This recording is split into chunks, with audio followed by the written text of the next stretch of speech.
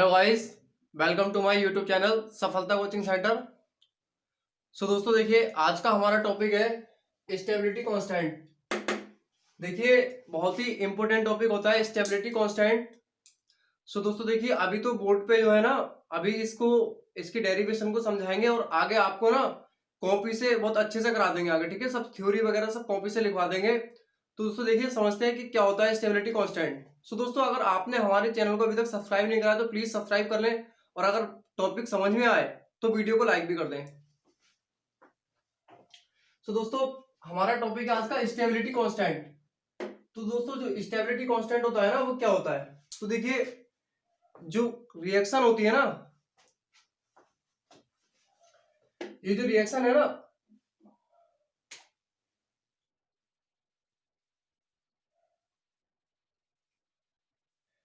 देखिए जब भी कभी मेटल एटम और लिगेंड आपस में मिलकर किसी एक कॉम्प्लेक्स का निर्माण करते हैं, ठीक, जब मेटल एटम और लिगेंड आपस में मिलकर किसी एक कॉम्प्लेक्स का निर्माण करते हैं ना, तो उस कॉम्प्लेक्स के साथ जो इक्विलिब्रियम एनर्जी, जो इक्विलिब्रियम कांस्टेंट क्रिएट होता है ना, उस इक्विलिब्रियम कांस्टेंट को स्टेबिलिटी कांस्टेंट कहते हैं। ठीक दोस्तों, ये क्या है आपका कॉम्प्लेक्स, ये है आपका कॉम्प्लेक्स। अब देखिए एक बात और, ये जो है ना आपका कॉम्प्लेक्स है, और इसी को हम क्या बोलते हैं? Coordination compound. दोस्तों कई बार टीचर्स जो है ना, कभी तो कोऑर्डिनेशन कंपाउंड बोल देते हैं, कभी कंपाउंड बोलते हैं, ठीक, कभी कॉम्प्लेक्स। तो ये जो है ना, कभी कोऑर्डिनेशन स्पेयर। तो दोस्तों एक इसका सबका मीनिंग ना एक ही होता है। ठीक दोस्तों, इसका नाम कोऑर्डिनेशन कंपाउंड भी होता है, और इसी का नाम कोऑर्डिनेशन कॉम्प्लेक्स, ठीक, और इसी को हम बोलते हैं कोऑर्डिनेशन स्पेयर, ठीक, और इसी को हम बोलते हैं कंपाउंड। क्या बोलते हैं? कंपाउंड। ठीक है ना। देखिए, अगर मैं सही लैंग्वेज में आपको बताऊं तो वे रिएक्शन जिनमें मेटल एटम तथा लिगेंड के द्वारा, ठीक, कॉम्प्लेक्स का फॉर्मेशन होता है, मतलब वे रिएक्शन जिनमें मेटल एटम तथा लिगेंड के द्वारा जिस कॉम्प्लेक्स का फॉर्मेशन होता है, उस कॉम्प्लेक्स में जो इक्विलिब्रियम कांस्टेंट होता है ना, उस इक्विलिब्रियम कांस्टेंट को हम क्या बोलते हैं? स्टेबिलिटी कांस्टेंट बोलते हैं। दोस्तों क्या बोलते हैं? Stability constant. हेलो गाइस, देखिए हमने बताया ना कि स्टेबिलिटी कांस्टेंट, जो इक्विलिब्रियम कांस्टेंट होता है ना, उसको स्टेबिलिटी कांस्टेंट बोलते हैं। ठीक, अब देखिए दूसरी बात आपकी आती है कि ये जो स्टेबिलिटी कांस्टेंट है ना, देखिए ये जो इक्विलिब्रियम, इसको इक्विलिब्रियम कांस्टेंट बोलते हैं। अब इसको इक्विलिब्रियम कांस्टेंट क्यों बोलते हैं? देखिए दोस्तों, आपने जो है ना फर्स्ट ऑर्डर और सेकंड ऑर्डर रिएक्शन पढ़ी होंगी, ठीक, तो फर्स्ट ऑर्डर रिएक्शन और सेकंड ऑर्डर रिएक्शन में क्या है, वो जब रिएक्शन होती थी ना, तो रिएक्शन के बाद एक कांस्टेंट वैल्यू आती थी, ठीक, तो वो केवल कांस्टेंट होती थी। और यहाँ पे जो है ये है इक्विलिब्रियम कांस्टेंट। पता है क्यों? क्योंकि ये रिएक्शन जो है ना, वो रिवर्सिबल रिएक्शन है। क्या है?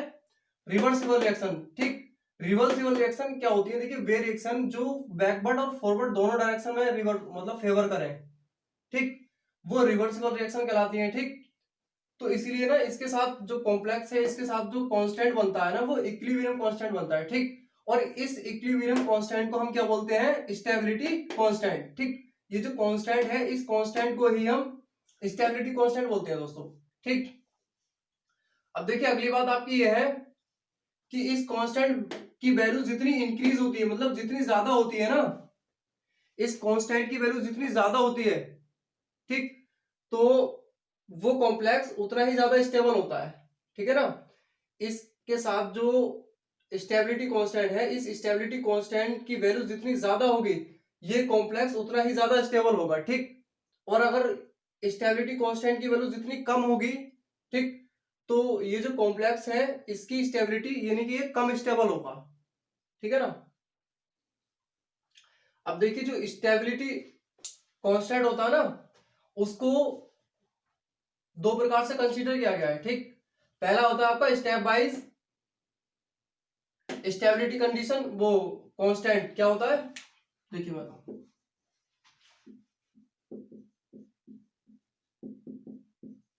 स्टेप वाइज स्टेबिलिटी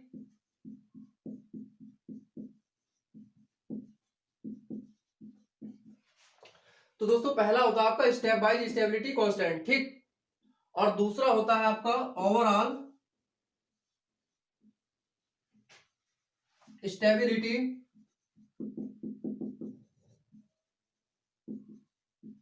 कांस्टेंट, ठीक। जो दूसरा होता है ना वो होता है आपका ओवरऑल स्टेबिलिटी कांस्टेंट, ठीक।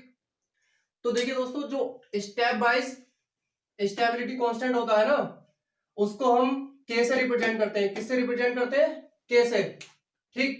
K1 K2 K3 dot dot dot Kn, मतलब जितनी भी रिएक्शन बनेगी ना, जितनी भी रिएक्शन बनेगी तो उनके साथ जितनी वैल्यू होगी, मतलब पहली रिएक्शन है तो उसके साथ कांस्टेंट वैल्यू K1 आ जाएगी, दूसरी रिएक्शन बनती है तो उसके साथ कांस्टेंट वैल्यू K2 आ जाएगी, मतलब जितनी अगर n रिएक्शन बनती है तो उनके साथ Kn, ठीक।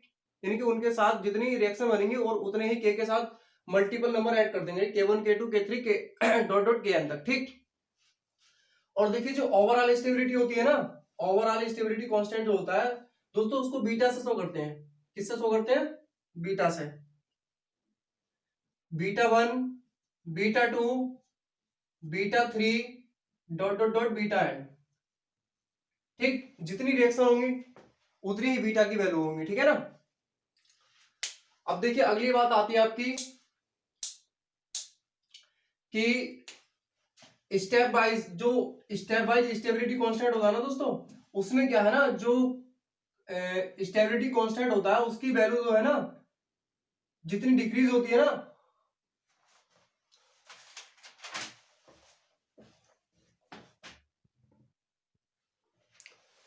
हेलो गाइस, तो देखिए इसमें जो है ना, जो स्टेप वाइज स्टेबिलिटी कांस्टेंट होता है ना, इसमें हर स्टेप में जो है ना के की वैल्यू कम होती चली जाती है, ठीक है ना।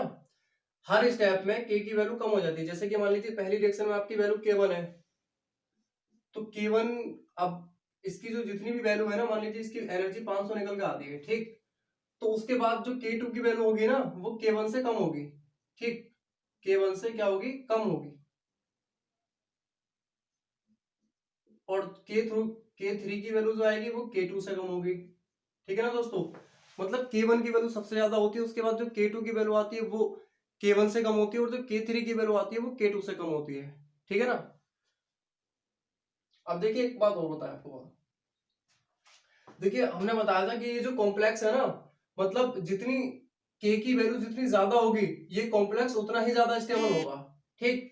और के की वैल्यू जितनी कम होगी कॉम्प्लेक्स उतना ही कम स्टेबल होगा, ठीक। लेकिन इसमें क्या है, एक बात और बताया आपको, जो मेटल एटम है ना, मेटल एटम के साथ जितने ज्यादा लिगैंड जुड़े होंगे, मेटल एटम के साथ जितने ज्यादा लिगैंड जुड़े होंगे कॉम्प्लेक्स उतना ही कम स्टेबल होगा, ठीक है ना। जितने ज्यादा लिगैंड होंगे कॉम्प्लेक्स उतना ही कम स्टेबल होगा। और मेटल एटम के साथ जितने कम लिगैंड जुड़े होंगे, ये NH3 लिगैंड है आपका, तो मेटल एटम के साथ जितने कम लिगैंड जुड़े होंगे ना, कॉम्प्लेक्स उतना ही ज्यादा स्टेबल होगा, ठीक। देखिए एक बात और बताया आपको, तो देखिए मेटल एटम जो है ना, मेटल एटम के साथ जितने लिगैंड जुड़े होते हैं ना, जितने ज्यादा लिगैंड जुड़े होते हैं, मेटल एटम का इलेक्ट्रॉन के प्रति अट्रैक्शन उतना ही कम हो जाता है, ठीक है ना। मेटल एटम के साथ जितने ज्यादा लिगैंड जुड़े होते हैं, मेटल एटम का इलेक्ट्रॉन के प्रति अट्रैक्शन उतना ही कम हो जाता है, ठीक है ना गाइस। अब देखिए आपको बताएं स्टेप बाय स्टेबिलिटी कांस्टेंट क्या होता है।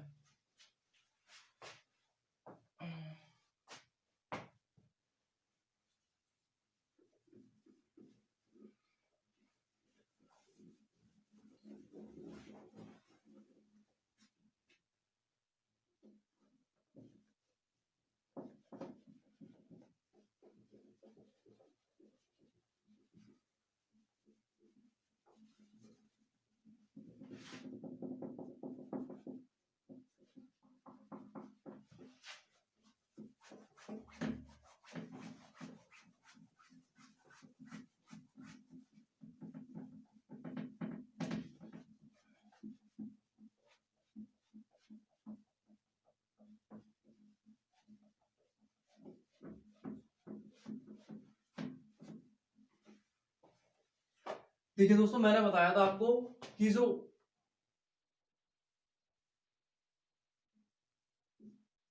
निकेल होता है ना, मेटल एटम, उसके साथ जो NH3 अटैच होता है, उसमें जो कॉम्प्लेक्स कंपाउंड बनता है ना, वो होता है निकेल NH3 पर 2 पॉजिटिव। ठीक, तो इसमें जो कांस्टेंट वैल्यू निकल के आती है ना, इसकी स्टेबिलिटी कांस्टेंट, वो आती है K1 की वैल्यू जो होती है वो 500 होती है।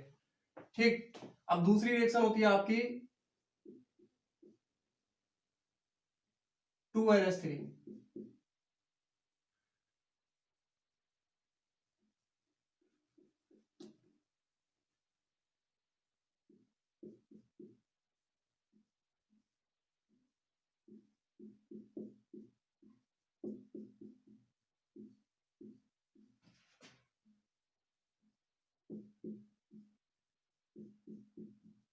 इसमें क्या हो जाएगा, NH3 का होल ट्वाइस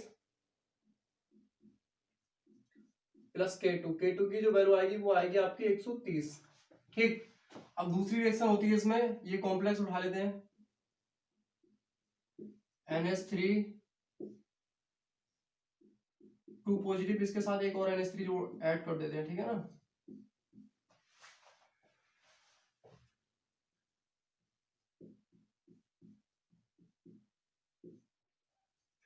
ये NH3 का होल थ्राइस हो जाएगा, और इसमें जो K3 की वैल्यू आएगी ना, वो आएगी आपकी 40।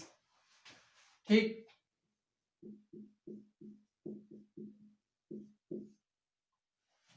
हाँ NH3 का होल ट्वाइस उठाया था यहाँ पे। ठीक, यहाँ पे होल थ्राइस उठा लेंगे।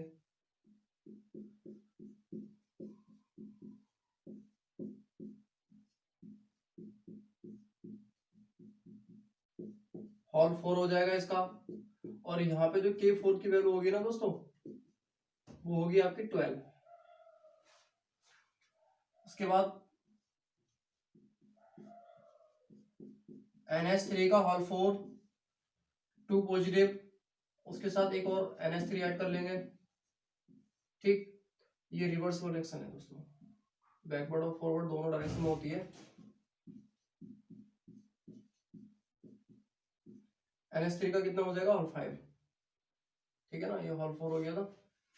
हाँ, होल 5 2 पॉजिटिव प्लस K5, इसकी जो वैल्यू होगी ना दोस्तों, वो होगी 4।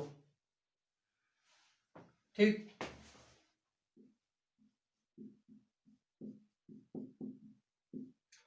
होल 5 ये वाला कॉम्प्लेक्स उठा लेंगे अब। ठीक है, इसके साथ एक और लिगेंड जोड़ देंगे,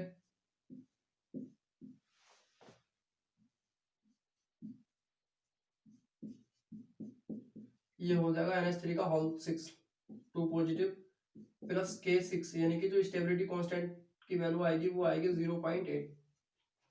ठीक दोस्तों, ये तो होता है आपका स्टेप बाय स्टेबिलिटी कांस्टेंट। ठीक है ना, ये जो जितनी भी वैल्यू है ना, K1 K2 K3 K4 K5 K6, ये stability step by stability constant की वैल्यू है। ठीक, अब देखिए ओवरऑल को हम बीटा से शो करते हैं। ठीक, तो बीटा इक्वल टू होता है आपका K1 multiply K2 multiply K3 multiply K4। ठीक, जितनी भी वैल्यू K6 तक। ठीक है ना, तो इनकी मल्टीप्लाई कर लेते हैं, 500 गुणा 130 गुणा 40 गुणा 12 गुणा 4 गुणा 0.8। ठीक, तो इनकी जो वैल्यू निकल के आती है ना, वो 9.98 इंटू 10⁻7।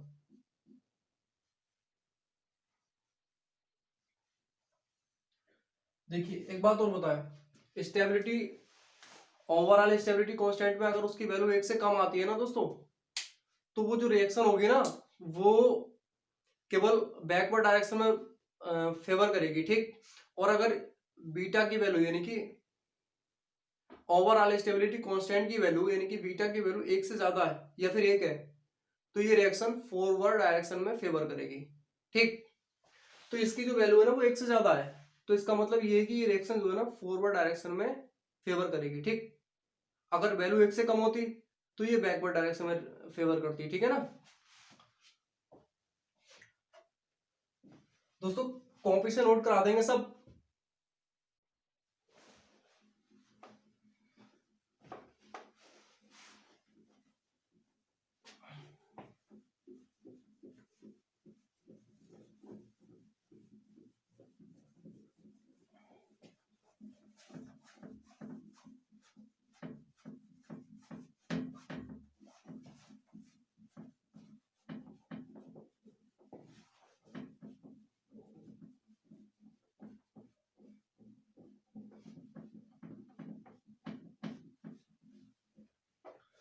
अब होता है आपका स्टेप वाइज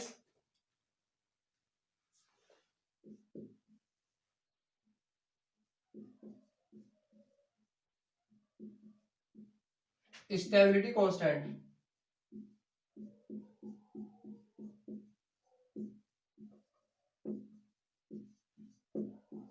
दोस्तों स्टेप वाइज स्टेबिलिटी कांस्टेंट में क्या होता है, जो मेटल और लिगेंड को ऐड करते हैं ना उससे कॉम्प्लेक्स बनता है। ठीक, यहाँ इसमें जो कांस्टेंट वैल्यू निकल कर आती है ना वो K1 equal to ml upon में m इंटू एल। ठीक, उसके बाद m ये वाला कॉम्प्लेक्स उठा लेते हैं। ठीक है, ml प्लस l, ये रिवर्सिबल डायरेक्शन होती है दोस्तों। ठीक, ये हो जाता है आपका ml2 प्लस K2 की जो वैल्यू आती है आपकी वो आती है ml2 अपॉन में ml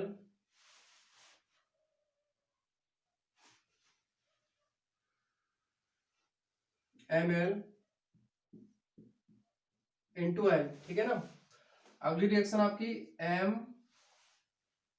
ml2 प्लस एल, ये आ जाती है आपकी ml3 प्लस K3 की जो वैल्यू आती है वो होती है आपकी ml3 अपॉन में ml2 इंटू एल। ठीक, उसी प्रकार आपके ml(n-1) ले लेते हैं। ठीक, plus L, reversible direction, last में क्या बनता है ये mln। ठीक, तो यहाँ जो kn की वैल्यू होती है ना वो कितनी आती है आपकी mln अपॉन में mln-1, ठीक है ना, इंटू एल। ठीक है दोस्तों, देखिए स्टेप बाय स्टेबिलिटी कांस्टेंट में ना एक आई विज़ेरम नाम के साइंटिस्ट थे।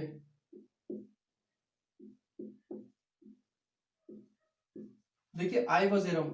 ठीक, देखिए आई वजीरम ने क्या कहा था, आई वजीरम ने कहा था, देखिए आई वजीरम के अकॉर्डिंग किसी भी सॉल्यूशन में, सॉल्यूशन मतलब कोई भी घोल हो सकता है। ठीक है, जैसे मान लीजिए घोल है।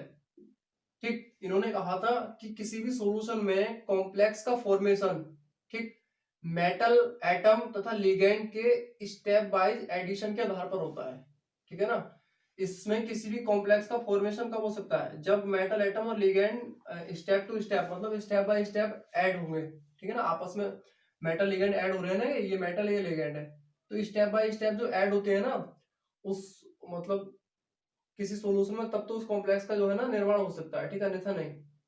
ठीक, तो इसमें इसमें क्या है, मेटल और लिगेंड को स्टेप बाय स्टेप ऐड कर रहे हैं ना हम, बस वही कहा था उन्होंने। ठीक, तो ये नोट कर लेना। उसके बाद देखिए अगला होता है आपका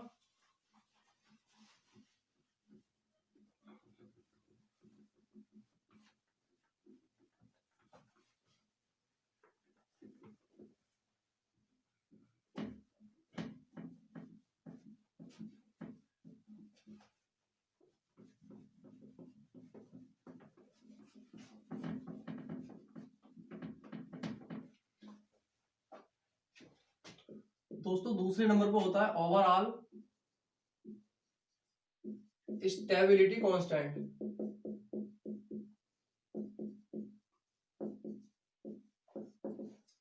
ठीक, देखिए ओवरऑल स्टेबिलिटी कांस्टेंट में क्या होता है, वो सेम प्रोसेस, मेटल लिगेंड को ऐड कर लेते हैं और रिवर्सिबल रिएक्शन हो जाती है और क्या होता है, ml बन जाता है। ठीक, प्लस K1 की वैल्यू, यहाँ बीटा 1 की वैल्यू लेते हैं। ठीक है ना, मैंने बताया था आपको जो ओवरऑल स्टेबिलिटी कांस्टेंट होता है उसको बीटा से शो करते हो, तो बीटा 1 की वैल्यू तो आ जाएगी आपकी ml अपॉन में m into L.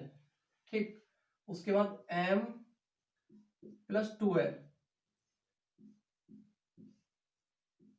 ml2 plus beta 2 की जो वैल्यू होगी ना वो होगी ml2 अपॉन में m इंटू एल स्क्वायर। दोस्तों यहाँ पे क्या फर्क है, उसमें ना उस कॉम्प्लेक्स कंपाउंड को उठाकर उसके साथ एक लिगेंड ऐड कर लेते थे, लेकिन वहां इस कॉम्प्लेक्स को नहीं उठाना है, सिर्फ मेटल को रहने देना, उसके साथ 2 लिगेंड ऐड कर रहे हैं। ठीक, और वहां जो है ना ml हो जाता था, तो यहाँ पे क्या सिंपल m है और l का स्क्वायर कर दिया है। ठीक, यानी कि लिगेंड का स्क्वायर कर दिया है। अब देखिए तीसरे का क्या होता है, M3l reversible reaction ml3 plus beta 3 is equal to ML3 upon में M इंटू L का होल थ्राइस। ठीक उसी प्रकार M plus NL reversible reaction, और MLN plus beta N is equal to MLN upon में M इंटू L की power N।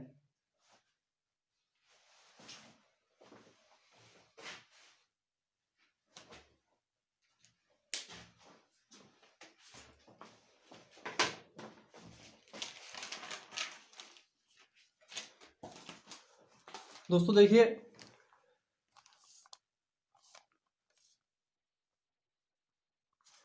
ये होता है आपका स्टेबिलिटी कांस्टेंट, ठीक है ना, स्टेबिलिटी कांस्टेंट।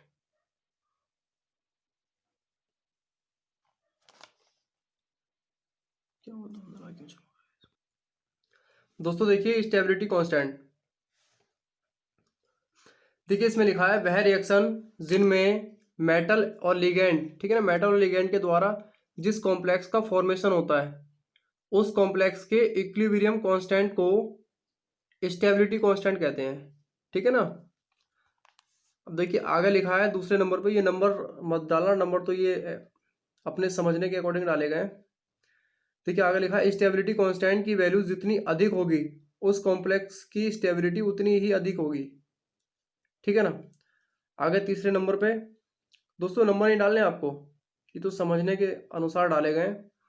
कॉम्प्लेक्स के फॉर्मेशन के दौरान स्टेबिलिटी कांस्टेंट को दो प्रकार से कंसीडर किया जा सकता है, ठीक। कॉम्प्लेक्स के फॉर्मेशन के दौरान, फॉर्मेशन का दोस्तों मतलब होता है एक प्रकार से निर्माण, ठीक। फॉर्मेशन के दौरान स्टेबिलिटी कांस्टेंट को दो प्रकार से कंसीडर किया जा सकता है। इनमें से एक स्टेप वाइज स्टेबिलिटी कांस्टेंट कहलाता है जिसे K1 K2 K3 dot dot dot Kn से रिप्रेजेंट करते हैं, ठीक।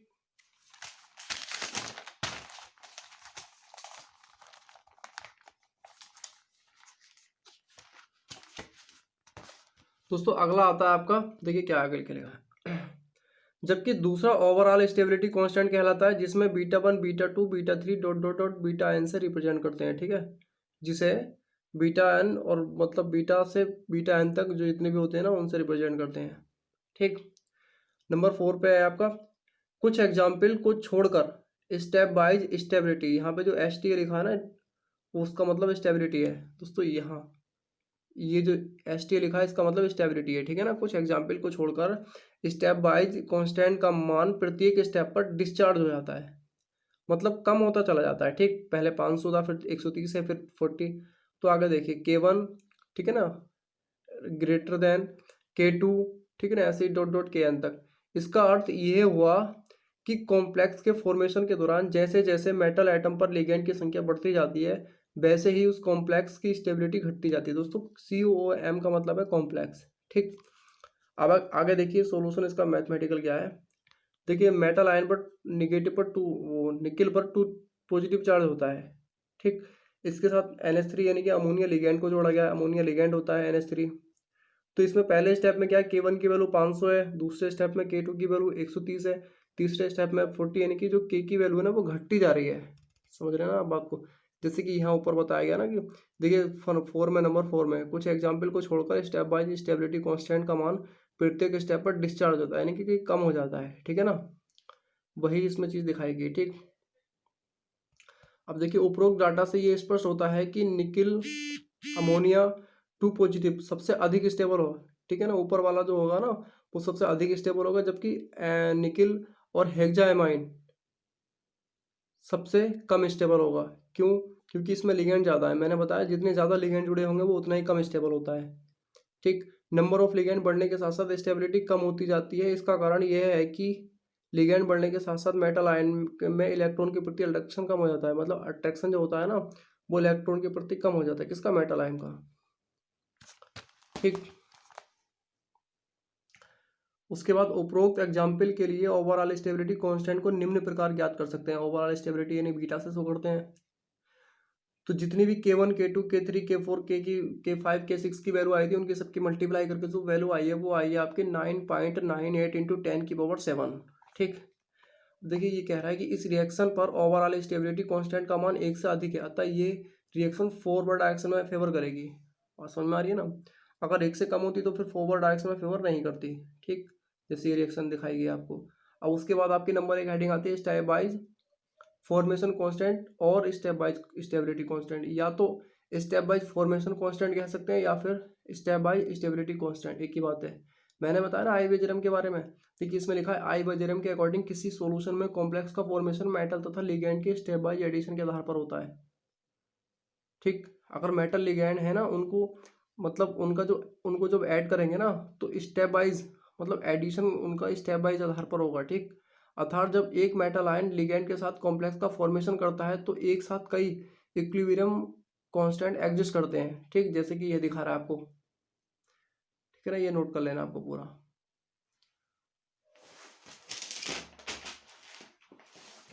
दोस्तों अगला होता है आपका, देखिए आगे इसकी थ्योरी और है आपकी स्टेप वाइज की। यहाँ equilibrium constant K1 K2 K3 dot dot Kn को स्टेप वाइज स्टेबिलिटी कांस्टेंट कहते हैं, वो बात ठीक है ना। उसके बाद कुछ एग्जाम्पल को छोड़कर स्टेप वाइज स्टेबिलिटी कांस्टेंट की वैल्यू प्रत्येक स्टेप पर डिस्चार्ज हो जाती है। वही बात आगे रिपीट हो रही है दोबारा, अर्थात K1 बड़ा होता है K2 से और K2 बड़ा होता है K3 से। ठीक है ना, सबसे बड़ा K1 होता है।